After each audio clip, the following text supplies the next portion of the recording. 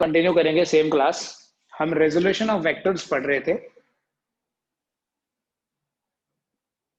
मैंने आपको इसमें 3 डायमेंशनली कैसे रिजॉल्व करना है वो भी बताया। थोड़ा सा मैं समरी बता दूंगा अभी 1 मिनट में। रेजोल्यूशन ऑफ ए वेक्टर, बेटा किसी वेक्टर को रिजॉल्व करने का ये मतलब होता है कि हमने उस वेक्टर के कंपोनेंट्स फाइंड करने हैं, उस वेक्टर का इफेक्ट देखना है अलोंग टू गिवन एक्सिस या कोई भी टू चोजन एक्सिस। अगर मेरे पास नॉर्मली हम बात करते हैं X axis and Y axis की, अगर मेरे पास इस एक्स वाई प्लेन में कोई वेक्टर ए है और ये ऐसा वेक्टर है जो एक्स एक्सिस के साथ थीटा एंगल बनाता है, यहां से बेटा हम परपेंडिकुलर ड्रॉ कर लेते हैं। ए एक्स और ए वाई, इनको बोलते हैं ये वेक्टर के कंपोनेंट्स हैं। A X is the component of A along x axis, ay is the component of a along y axis। तो वेक्टर को रिप्रेजेंट कैसे करना है बेटा? a vector is equal to i into A X plus j into A Y. एक चीज, इस expression में जो ए एक्स है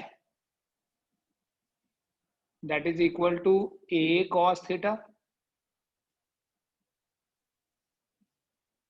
जो ए वाई है वो होता है a sin थीटा, और जो ए वेक्टर का मैग्नीट्यूड अगर आपको निकालने के लिए बोला जाए तो वो होगा square root of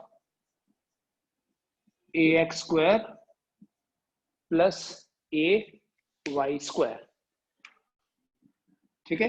and in the similar way अगर हमें थीटा पता करना है तो इन्हीं 2 इक्वेशन से बनता है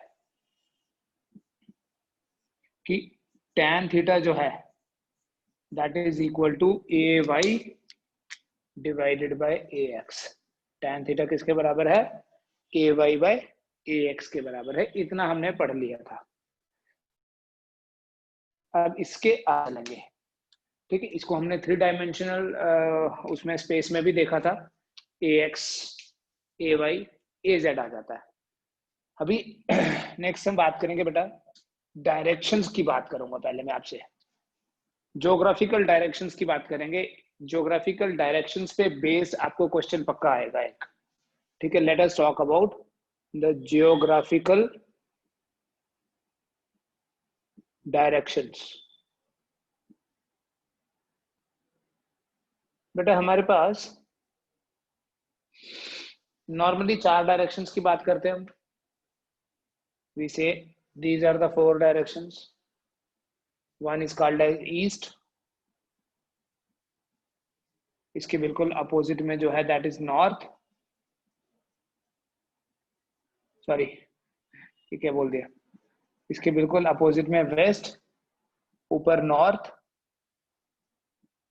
एंड नीचे जो है वो साउथ है। These are the geographical directions.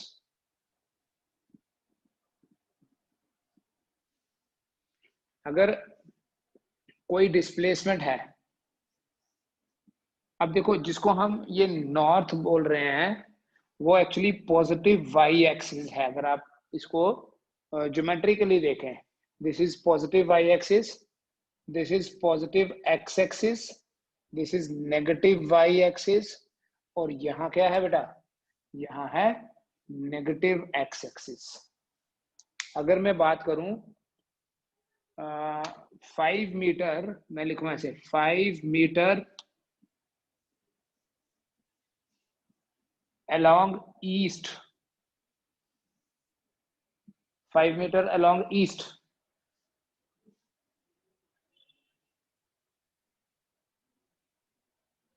Five metre along east, इस मीटर से पता चलेगा ये डिस्प्लेसमेंट है। So S would be equal to 5। देखो हम किसी भी यूनिट वेक्टर को कैसे डिफाइन करते हैं? यूनिट वेक्टर होता है vector divided by magnitude of the vector. तो बेटा फिर किसी वेक्टर को कैसे लिखेंगे? Magnitude into unit vector. Vector किसके बराबर हुआ? Magnitude into unit vector. देखो 5 मीटर अलोंग ईस्ट, मैग्नीट्यूड तो 5 है, और ईस्ट जो है, ईस्ट रिप्रेजेंट करता है पॉजिटिव एक्स एक्सिस को, तो पॉजिटिव एक्स एक्सिस मतलब will take positive I, so S is equal to 5 I. अगर यही होता कि ऐसे लिखा होता 5 मीटर अलोंग वेस्ट लिखा है बेटा, ईस्ट की जगह क्या लिखा है? 5 metre along west, then I will write S vector equal to 5 into minus I, क्योंकि वेस्ट जो है वो नेगेटिव एक्स एक्सिस को रिप्रेजेंट कर रहा है। अगर लिखा होगा 5 metre along north, then it would have been 5j,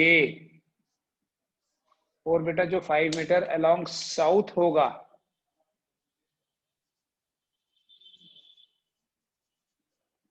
then I write -5j।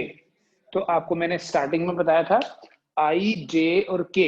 अगर बेटा z एक्सिस की बात होगी, z एक्सिस हम बोलेंगे, जैसे अगर हम ईस्ट वेस्ट नॉर्थ साउथ ले रहे हैं तो z एक्सिस हो गया अप एंड डाउन, मतलब देन वी से this is positive z axis, and अंदर जाएंगे बोर्ड के, ठीक है, दैट विल बी, अगर बोर्ड के हिसाब से देखना है तो outward perpendicular will be positive z, and inward perpendicular, जैसे एक स्क्रू यहां लगाना है, इनवर्ड अगर जाएगा तो that will be negative z axis, outward होगा तो positive z axis.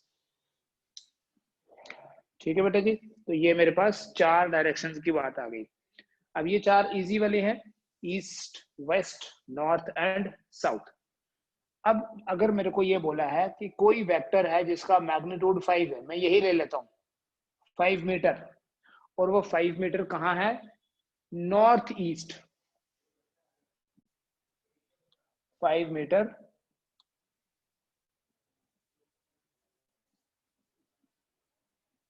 Along north east. बेटा जो नॉर्थ ईस्ट डायरेक्शन है, ये नॉर्थ ईस्ट डायरेक्शन हुई,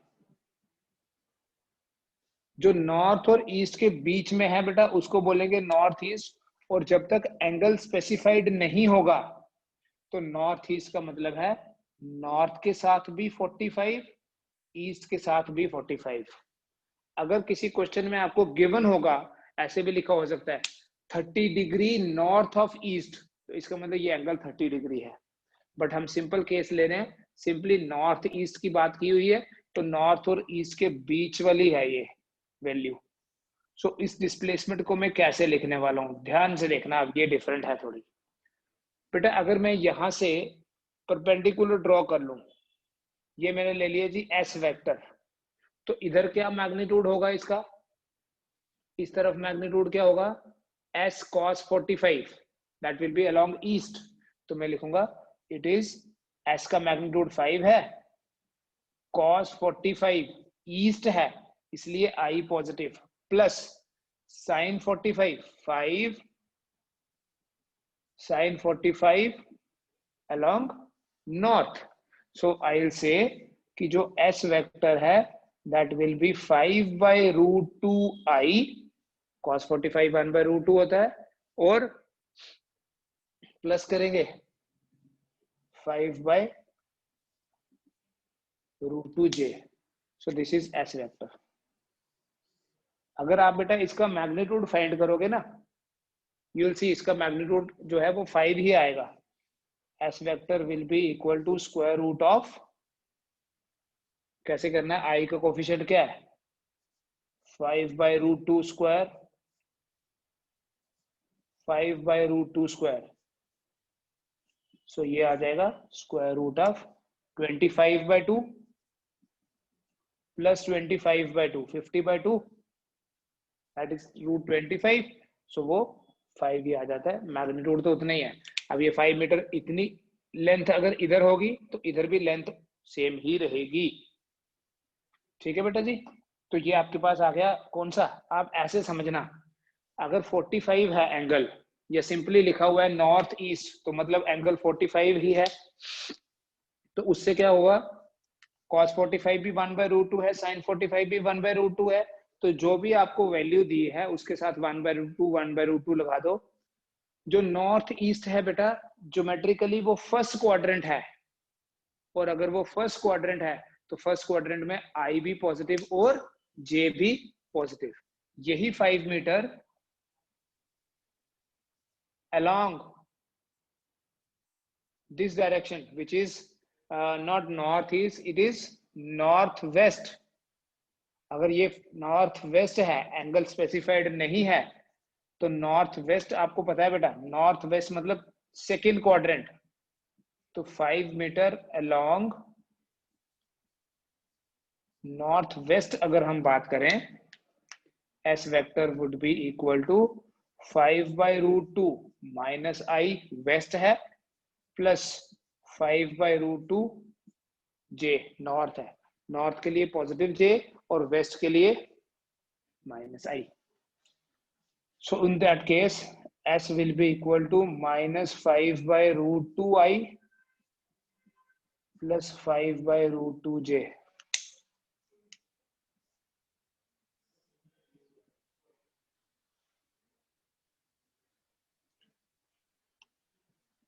उसके आगे देखिए और करते जाएंगे। ये माइनस आई, ये प्लस जे। माइनस आई क्यों? क्योंकि वेस्ट है, और प्लस जे क्यों? क्योंकि नॉर्थ है। अब ये चीज अगर मैं चलाता जाऊं इधर भी देखो 45 45, तो साउथ वेस्ट है बेटा, ये साउथ वेस्ट। तो डिस्प्लेसमेंट अब कितना होगा? साउथ वेस्ट, ज्योग्राफिकली जो साउथ वेस्ट है, ज्योमेट्रिकली वो तीसरा क्वाड्रेंट हो गया हमारा, थर्ड क्वाड्रेंट। और उस थर्ड क्वाड्रेंट में आई भी नेगेटिव और जे भी नेगेटिव होगा। जब आई भी नेगेटिव है, जे भी नेगेटिव है, तो आपके पास आएगा 5/√2 आई नेगेटिव प्लस 5/√2 नेगेटिव जे, तो माइनस 5/√2 नेगेटिव जे भी आ गया। And if it is, see, this is northeast, northwest, southwest, and now this is say southeast. So what will be magnitude?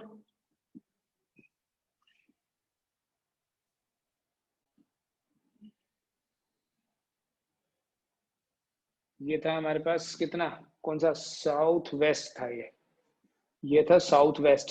तो ऐसे ही अगर साउथ ईस्ट होगा, बेटा ईस्ट है इसलिए पॉजिटिव आई, मैं 5 मीटर ही ले रहा हूं, 5/√2 आई पॉजिटिव आई माइनस 5/√2 नेगेटिव जे प्लस 5/√2 नेगेटिव जे, ऐसे बोलना चाहिए। तो दैट इज माइनस 5/√2 इंटू जे।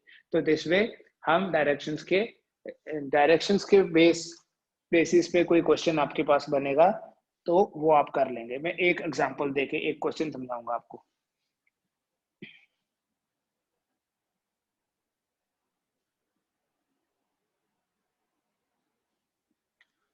जैसे अगर कोई ऐसी सिचुएशन है that a person moves 10 metre towards east, then 5 meter along north, and finally 5/√2 meter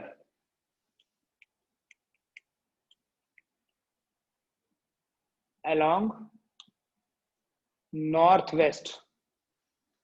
Calculate net displacement of the person. Net displacement बताओ कितनी होगी? एक आदमी है जो 10 मीटर नॉर्थ की तरफ, फिर 5 मीटर 10 मीटर ईस्ट की तरफ, फिर 5 मीटर नॉर्थ की तरफ, and finally 5/√2 metre north west की तरफ जाएगा। तो उसकी नेट डिस्प्लेसमेंट कितनी होगी? देखिए जो नेट डिस्प्लेसमेंट है that would be equal to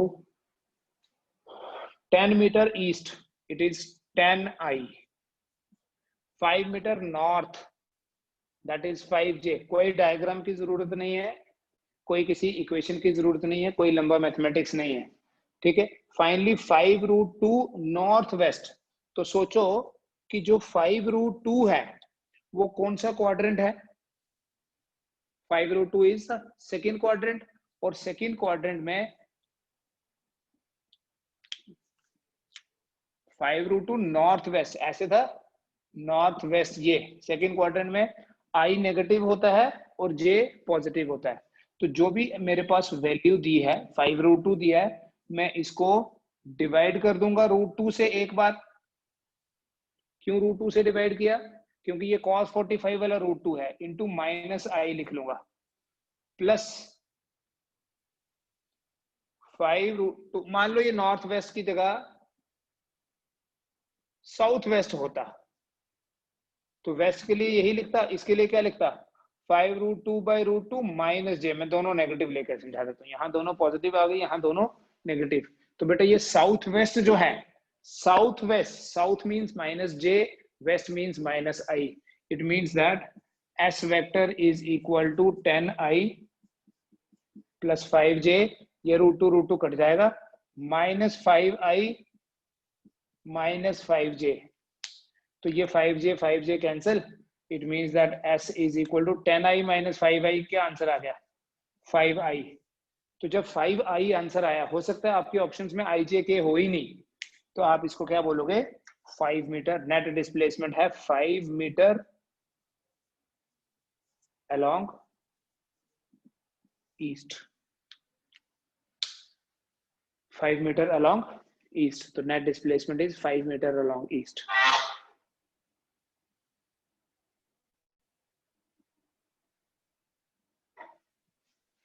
ठीक है जी।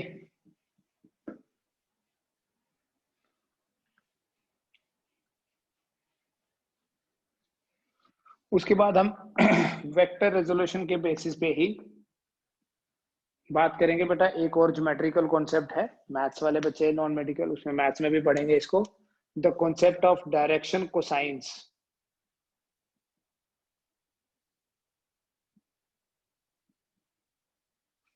Concept of direction cosines. Direction cosine क्या होता है? कोसाइन मंथ कॉस वाला कोसाइन बोल रहा हूं मैं। सपोज ये वाई एक्सिस है, ये एक्स एक्सिस, ये Y axis, and let this is the Z axis. और मेरे पास यहां पर कोई वेक्टर है ए,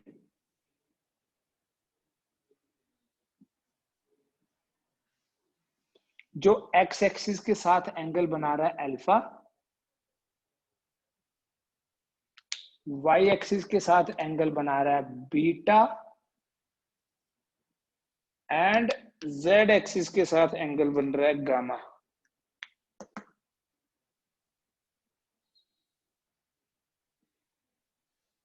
अल्फा, बीटा और गामा, ये मेरे पास क्या है? ये तीन एंगल्स हैं। Late A vector makes angle alpha, beta and gamma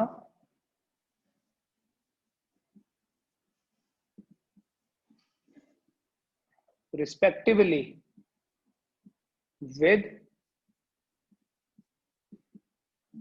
x-axis, y-axis and z-axis। Suppose एक वेक्टर ए है जो एक्स एक्सिस के साथ अल्फा, वाई एक्सिस के साथ बीटा और जेड एक्सिस के साथ गामा एंगल बना रहा है। देन डायरेक्शन कोसाइंस क्या होते हैं? अल्फा बीटा गामा हो गए direction angles. Then cos alpha, cos beta and cos gamma are known as direction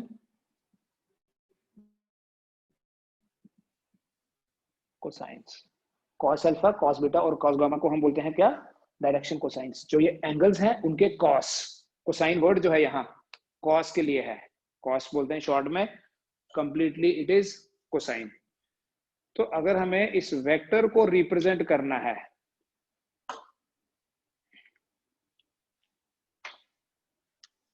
देखो अगर मेरे को वेक्टर को रिप्रेजेंट करना है, मैं बोलूंगा A vector equals to I into A X plus J into A Y plus K into A Z. ये वेक्टर आ गया मेरे पास। इस वेक्टर का जो मैग्नीट्यूड होगा, मैग्नीट्यूड ऑफ द वेक्टर, जिसको हम सिंपली ए भी बोल सकते हैं, would be equal to square root of A X square plus A Y square plus A Z square. This is vector, this is magnitude of the vector. अच्छा, अगर ऐसे मैं इसका स्क्वायरिंग कर लूं तो ये भी आप याद रख सकते हो, what is A square, A X square plus A Y square plus A Z square.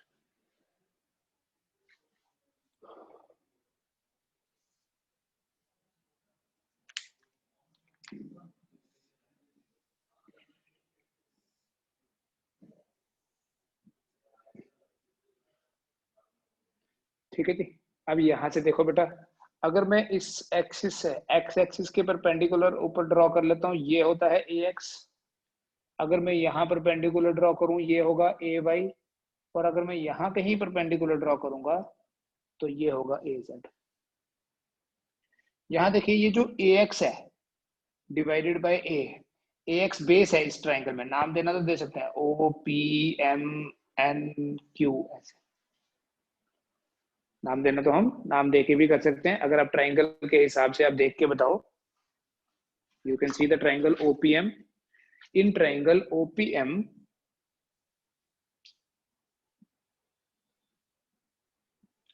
देखिए, ओपीएम, इस ट्राइंगल में जो ओ एम है वो बेस है, divided by OP is hypotenuse. So O M by OP जो होगा that would be cos alpha. This means O M तो ए एक्स के बराबर है, A X is equal to OP is magnitude of A X is A cos alpha. A X कितना है? A cos alpha. ऐसे ही अगर मैं ये ट्राइंगल देखूं, in triangle OPN, in triangle OPN देख पा रहे हैं, ट्राइंगल ओपीएन,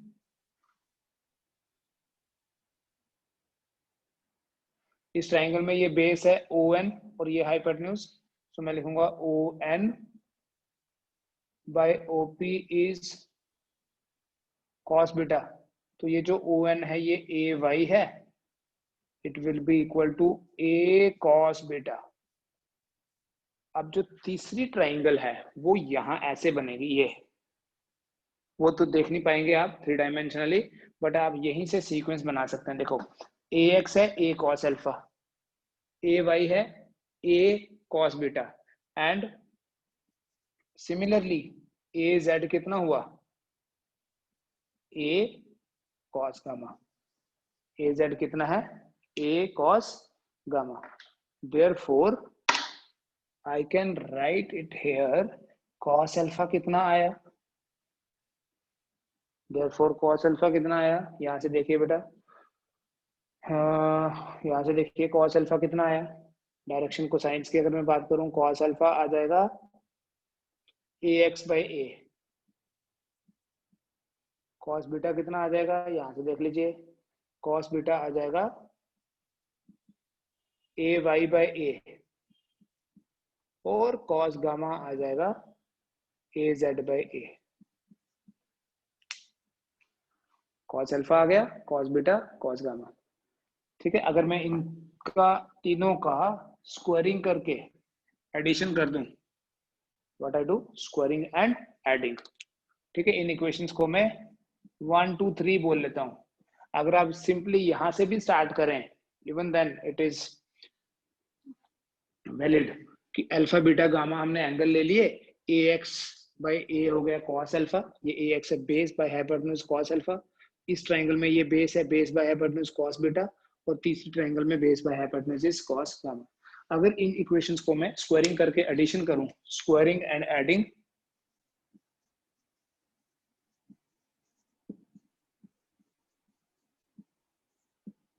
1, 2 and 3, अगर इन तीनों इक्वेशंस का स्क्वायरिंग करके ऐड करूं तो मेरे को मिलेगा cos square alpha plus cos square beta plus cos square gamma equal to A X square by A square, A Y square A square, A Z square A square. यहाँ हम A X square plus A Y square A Z square by A square लिख सकते हैं। और अभी आपको बताया था कि ए जो है, ए होता है root of X square plus A Y square plus A Z square. तो ए स्क्वायर कितना हो गया ये, तो ये ए स्क्वायर है अगर, तो मैं इसको लिख लूंगा बेटा A square by A square, result आ जाएगा 1। सो ये याद रखना, देयरफॉर ये डायरेक्टली याद भी रख सकते हो, cos square alpha plus cos square beta plus cos square gamma, cos square gamma is equal to 1। ठीक है, इस cos अल्फा को L बोलते हैं, L से रिप्रेजेंट करते हैं, स्मॉल L से, L M N। तो we can also write this implies that L square plus M square plus N square equals to 1, L square plus M square plus N square equal to 1। So इस तरह से हम ये याद रखेंगे that the sum of squares, किसके, direction cosines के, sum of squares of direction cosines is equal to 1। ये डायरेक्शन कोसाइंस है, cos alpha cos beta cos gamma, इनके स्क्वायर्स को ऐड करो यू विल गेट 1। और इसी के बेसिस पे एक डायरेक्टली रिजल्ट आपने याद रखना है। पहले तो ये रिजल्ट याद रखोगे, cos square alpha plus cos square beta plus cos square gamma equals to 1। cos square alpha को बोल सकते हैं 1 minus sine square alpha, cos square beta को 1 माइनस साइन स्क्वायर बीटा, और cos स्क्वायर गामा को 1 minus sine square gamma equal to 1। 1 plus 1 plus 1 हो गया 3 minus sine square alpha, minus मैंने कॉमन ले लिया, sine square beta sine square gamma equal to 1। इस 1 को इधर ले आओ, 3 माइनस 1 ये उधर चला जाएगा,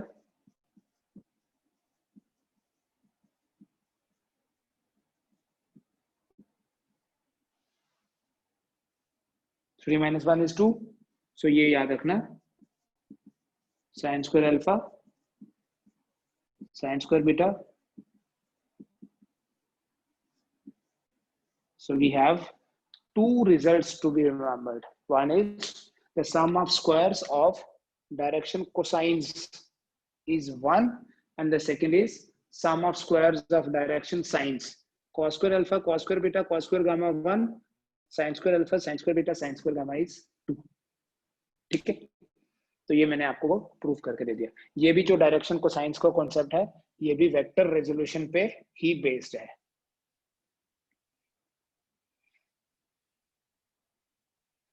बेटा रेजोल्यूशन ध्यान से समझना है, मैं ऐसे बताऊंगा कुछ केसेस आपको।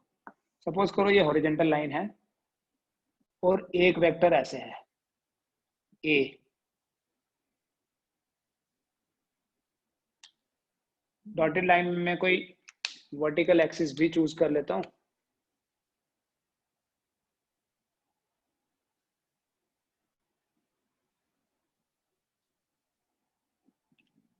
तो इस वेक्टर के कंपोनेंट्स बताने हैं। दूसरा, मैं ऐसे ही एक वेक्टर ले रहा हूं, यही एक्सिस ले रहा हूं, लेकिन अब वेक्टर मेरा इधर है। ठीक है, now is theta.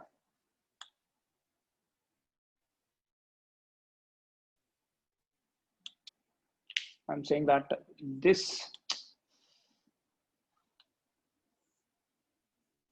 angle is theta.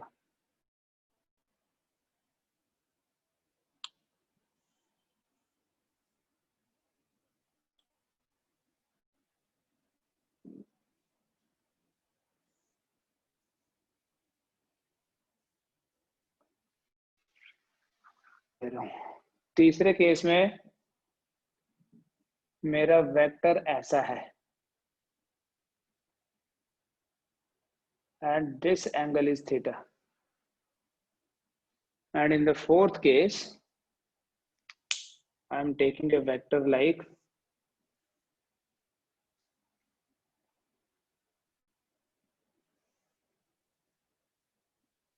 this. Actually मैंने चारों क्वाड्रेंट्स में लिए वेक्टर. सपोज वेक्टर यहाँ भी ए है, यहाँ पर भी ए है और यहाँ पर भी है. देखें टेक्निक क्या है. अब यहाँ से परपेंडिकुलर ड्रॉ करें टिप से, और दो कंपोनेंट्स होते हैं हमारे. ये अगर ए है, मैं नाम तो कुछ भी रख सकता हूँ because I am not sure कि ये एक्स एक्सिस है और ये वाई एक्सिस है. मैं इसको बोलूंगा ए कॉस थीटा और इसको बोलूंगा बेटा ए साइन थीटा. मतलब इस तरीके से करना कि ये दोनों, ये ए कॉस थीटा की डायरेक्शन अगर देखनी होगी तो ये है, और ए साइन थीटा ऐसे है. अब जब वेक्टर यहाँ पर है तो इसका कॉस और साइन कंपोनेंट कैसे देखोगे बेटा. देखो ये होगा इसका हॉरिजेंटल कंपोनेंट. जहां थीटा बनता है वो हमेशा कॉस कंपोनेंट, और ऊपर होगा इसका ए साइन कंपोनेंट ऐसे. तभी तो इन दोनों को मिला के ये बनना चाहिए. इस चीज का ध्यान रखना. इन दोनों को मिला के ये बना, तो इन दोनों को मिला के ये बना. ठीक है जी, है ना. आप यहाँ भी बना सकते हैं ऐसे. एक इधर बनाया तो दूसरा ये बना लो चाहे, क्योंकि ये इसके बराबर है, और इसको इधर बना लीजिए, तब भी आप सेम चीज जस्टिफाई कर पाओगे. So if I am having a vector like this, यहां से नहीं समझ आएगा, इसको आगे ले आओ. आपको पता है जब भी किसी वेक्टर को हम पैरेलल मूव करते हैं वो सेम रहता है. तो ये एंगल अगर थीटा है तो ये भी थीटा होगा. Now you can have this as the cos component, this as the sine component, so a cos theta, a sin theta, and this as the a vector. ठीक है. या अगर ऐसे वेक्टर है a, तो इधर बना लो थीटा बना के a cos theta, और इधर बना लीजिए a sin theta. If this is a vector, where are the components? Easy, a cos theta, जहां थीटा होगा वो cos component है, a sin theta. ठीक है. तो ऐसे करते हैं वेक्टर रेजोल्यूशन का कॉन्सेप्ट हम यूज. बेटा जो वेक्टर रेजोल्यूशन है आप चेक कर सकते हैं. If you have any doubt you can ask. Resolution जो है इसके बेसिस पे कई बार क्वेश्चन आता है कि एक्सप्लेन करो कि पुश और पुल में से क्या इजी है. थर्ड सिचुएशन ये थी शायद, दिस वन. तो ये जो वेक्टर है ये एक्चुअली तीसरे क्वाड्रेंट में है अगर आप ध्यान से देखो तो, because vector can be move parallel to itself. So तीसरे क्वाड्रेंट में आपके पास ये और ये आएगा, A cos theta, A sine theta. अब बनाने में इसको तुम यहां बना लो, ए साइन थीटा यहां बना लो. ठीक है माधवी.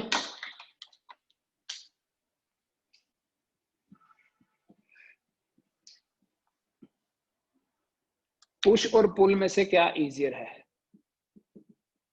पुशिंग और pulling a lawn roller, what is easier.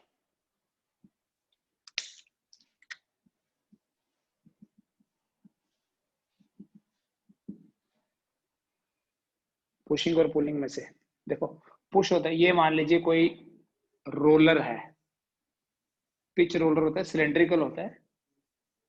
हम यहाँ से देख रहे हैं, एक एंड से देख रहे हैं तो हमें क्रॉस सेक्शन दिख रहा है। So that is circular cross section of a cylinder. जैसे ये पेन आपको इधर से देखोगे तो सर्कल ही दिखेगा। एक बार मैं इसको पुश कर रहा हूँ, पुश करने का मतलब होता है ये फोर्स लगाई मैंने, उधर भेजना है, ये पुशिंग है।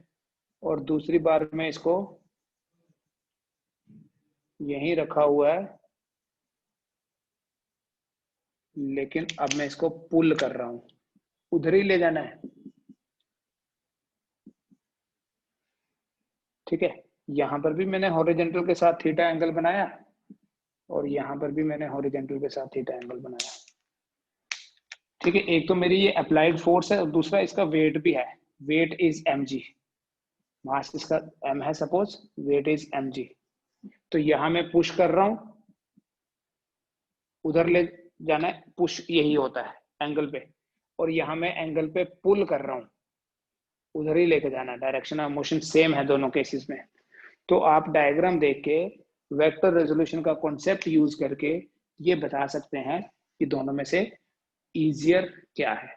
इजियर वो होता है जहां हमें कम एफर्ट लगाना पड़े। ठीक है, व्हाट इज इजियर मींस किसमें हमें कम एफर्ट लगाना पड़ेगा, वो बताना है। तो बेटा अगर मैं इस एफ की बात करूं, यहां ये एंगल थीटा है। ठीक है, अब वेक्टर रेजोल्यूशन करना है अप्लाई।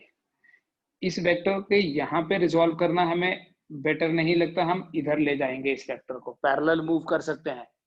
तो यहाँ आप देख सकते हो ये एंगल थीटा है, जैसे वो तीसरे क्वाड्रेंट वाला कॉन्सेप्ट बताया था, ये भी थीटा होगा। तो ये होगा एफ कॉस थीटा और नीचे होगा एफ साइन थीटा। जो हम फोर्स अप्लाई कर रहे हैं, इसका कॉस कंपोनेंट आगे पुश कर रहा है और साइन कंपोनेंट नीचे वेट में ऐड हो रहा है। तो इस केस में इफेक्टिव वेट जो होगा वो बन जाएगा mg plus F sine theta. Effective weight कितना बनेगा, mg plus F sine theta. और इस केस में देखो, अगर ये f है तो this will be f cos theta and इसके परपेंडिकुलर में होगा यहाँ f साइन थीटा। ठीक है, तो यहां देखो जो इफेक्टिव वेट है W, that will be mg minus F sine theta. मतलब जब हमने पुल किया तो कॉस कंपोनेंट आगे जाने में फोर्स तो बराबर ही लग रही है, यहाँ भी एफ कॉस थीटा है, यहाँ भी एफ कॉस थीटा है, लेकिन जो वर्टिकल फोर्स है यहाँ इस वेट के अगेंस्ट है, तो उसके कारण हम क्या बोलेंगे कि ये वर्टिकल फोर्स के कारण इफेक्टिव वेट कम हो गया। और जब इफेक्टिव वेट कम हुआ तो हमें कम लगाना पड़ेगा। फोर्स को सेम रखें तो इस केस में हम ज्यादा इफेक्ट प्रोड्यूस कर पाएंगे, उसको ज्यादा आगे तक ले जाएंगे, फोर्स का इफेक्ट ज्यादा।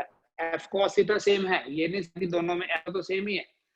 ठीक है, यहाँ पर बॉडी हैवी हो गई है तो यहाँ हम सेम इफेक्ट प्रोड्यूस करने के लिए हमारी फोर्स बढ़ानी पड़ेगी, यहाँ नहीं, यहाँ वेट इफेक्टिवली कम हो गया। सो रेजोल्यूशन के बेसिस पे वी कैन से कि pulling is easier than, because when we reduce the weight, pulling is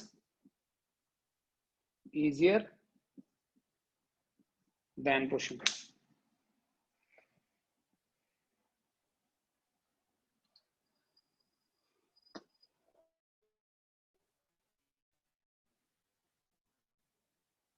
देखिए बेटा, if we talk about a daily life example based on resolution, तो हम जो एग्जांपल जो हम सभी यूज करते हैं वो है वॉकिंग। व्हेन वी, हम ग्राउंड के ऊपर जो फोर्स लगाएंगे वो वर्टिकल नहीं लगाते हैं। जैसे अगर ये ग्राउंड है तो हम ऐसे फोर्स नहीं लगाएंगे, क्योंकि बेटा अगर हम ऐसे फोर्स लगाएंगे ना तो इसका एक्शन भी ऐसे ही मिलेगा। To every action there is equal action, जो है वो अगेंस्ट द वेट चाहिए। So if this is the applied force, this will be the reaction, will produce no net effect. What we do, हम angle पे force लगाते हैं. जब हम एंगल पे फोर्स लगाएंगे, ये फोर्स है, एंगल पे फोर्स लगाएंगे, मान लो थीटा एंगल पे हमने फोर्स लगाई, ये भी थीटा होगा, ये फोर्स लगी ग्राउंड पे, तो इसका जो रिएक्शन होगा बेटा, टू एवरी एक्शन, ये फोर्स हमने लगाई ग्राउंड पे, to every action there is equal and opposite reaction, or इसके अपोजिट होगा. इस थीटा एंगल, ये भी थीटा है, ये थीटा, तो ये वर्टिकल अपोजिट, तो आर का जो इधर कंपोनेंट होगा वो होगा आर कॉस थीटा, और जो यहाँ कंपोनेंट होगा वो होगा आर साइन थीटा. बेटा जो आर कॉस थीटा है उसके कारण तो हम आगे की तरफ बढ़ जाएंगे, that is direction of motion. Or sine theta क्या करेगा, हमारे वेट को बैलेंस करके रखेगा. हम आगे भी तो जाना चाहिए और हमारा वेट भी बैलेंस रहना चाहिए, तो हम फोर्स इस तरीके से लगाते हैं कि उस फोर्स के दो कंपोनेंट बन जाएं, एक जो हमें आगे की तरफ पुश करे, एक जो हमें आगे ले जाए, और दूसरा जो हमारे वेट को भी पकड़ के रखे, वेट को भी बैलेंस करके रखे. अगर देखो हम हॉरिजेंटली फोर्स लगाएं ऐसे, तो रिएक्शन भी ऐसा मिलेगा. तब हम क्या करेंगे, हम आगे तो चले जाएंगे बट हमारे वेट को बैलेंस करने के लिए कोई नहीं है, तो हमें ऐसे लेट लेट की तरह लेट लेट के जाना पड़ेगा आगे. ठीक है, वो भी प्रैक्टिकली फिजिबल नहीं होगा. So we always make some angle. अब हम ये कैलकुलेट नहीं करते कितना एंगल, वो बाय प्रैक्टिस ऑटोमेटिकली हो जाता है. But if this is some angle theta, its cos component will be in the forward direction and its sine component will balance the weight of the body. Okay, so this is about resolution. We are left with only multiplication in vectors. ठीक है, कर लेते हैं.